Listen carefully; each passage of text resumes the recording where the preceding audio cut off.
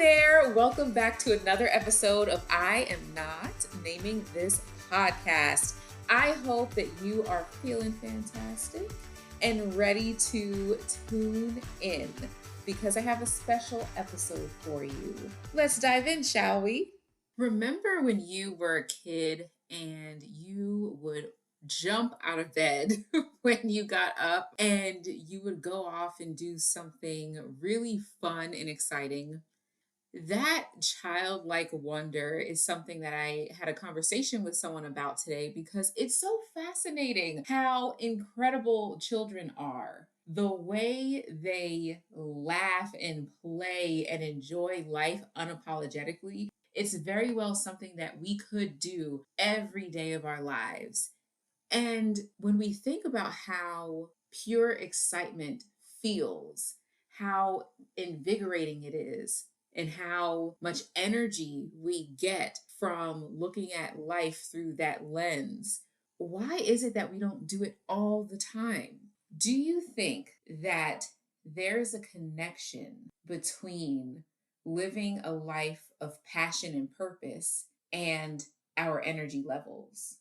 Could it be that the more we step into those passions, that excitement, the more energy we actually have to go throughout our days, the more energy we actually have for our lives, the more we bring to the table, and the more lit up we are? Is there something in your daily routine that makes you feel alive?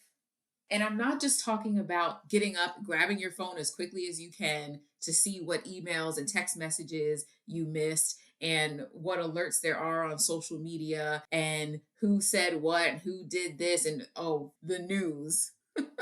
Please tell me that is not your morning routine. Okay, maybe I just called you out. Maybe that is your morning routine. But here's the thing. You can change that at any given moment. Why might you want to change it? It's because starting off your day with an intention is so much better than being dragged into whatever narrative anyone is telling you on socials or in the media in general. So, what is it like to get up and set yourself up for success by taking that opportunity to create the day that you want? Taking the opportunity to hone in on that joy that you get to feel when you're doing the things that you love to do. Could you meditate in the morning or journal or both? Writing is something that is actually really helpful and therapeutic. You get to just brain dump everything that's on your mind. And it's amazing. And you could even write things that you're grateful for. I have this journal and it says grateful heart on the front of it. It's so cute. As soon as I saw it, I was like, this is mine. In fact, I would have bought a few of them, but it was the only one of its kind on the shelf. And I can understand why, because it's so good. Of course, everyone bought them up. So I have it and I write what I'm grateful for in that journal, and it is amazing. And it's inspiring. Whether you're writing it or you're reading something inspiring or listening to something inspiring, isn't it great to have that be the start and the end to your day? Something inspirational. You could end it on a high note as well. Not stressing about tomorrow, not focusing on what went wrong, but making some space for things that really light you up. And going to sleep, not after you've hit exhaustion, but before you even get there. Could you imagine that? Because speaking of kids, why is it that kids fight their sleep so much? Have you ever noticed that? I will say that there are times when I don't want to go to bed either. So I get it.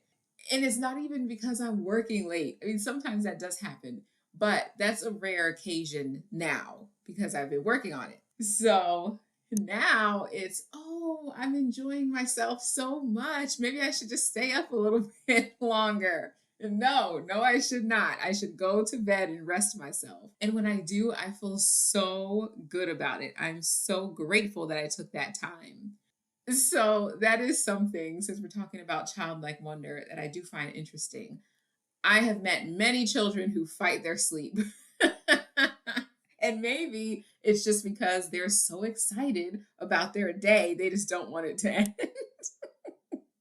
Now, what I will say is that there are so many things we can do to feel an energy shift, moving our bodies. Today, I went for a walk because the weather was amazing in Atlanta. It was 60 something degrees. The sun was shining. It was so beautiful. I had to get outside. And I'm so glad I did. It was the best part of the day. It was amazing. It was so invigorating. I came back and I had an extra pep in my step. It was incredible. So moving our bodies does wonders. Stretching, dancing. I also danced today. And I stretched. So it's been a very active day. I'm listening to things that lift your mood. So I love some good music. I will put that on and I will have a jam session. Doesn't matter where I am. That is always a great way to just get a quick energy boost. Taking deep breaths, even.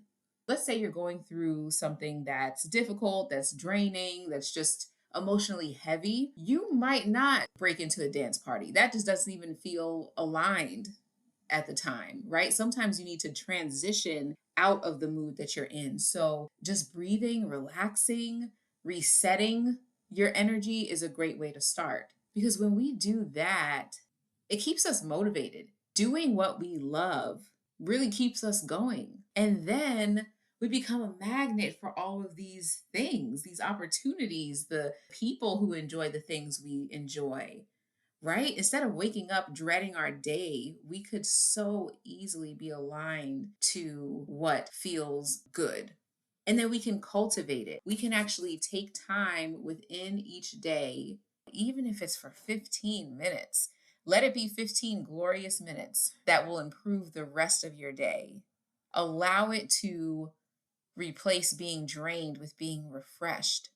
So I ask you, what activities are those that really get you excited, that make time fly by because you're having so much fun? Things that you can do without getting bored, things that make you forget that you even have a phone to check. What are those things for you? And can you allow yourself to enjoy those things every single day? Are you creating? Are you performing? Are you exploring? Are you building? What is it that you're doing that gets you so excited? And what is it that you can talk about for hours and never get bored of? Then maybe you want to just start writing these things down, taking inventory of what made you feel the happiest, what inspired you, what felt effortless and fun. Because then that could become your treasure trove of goodness on those days where your energy might be a little bit lower. You could go back to those and take a joy inventory, if you will.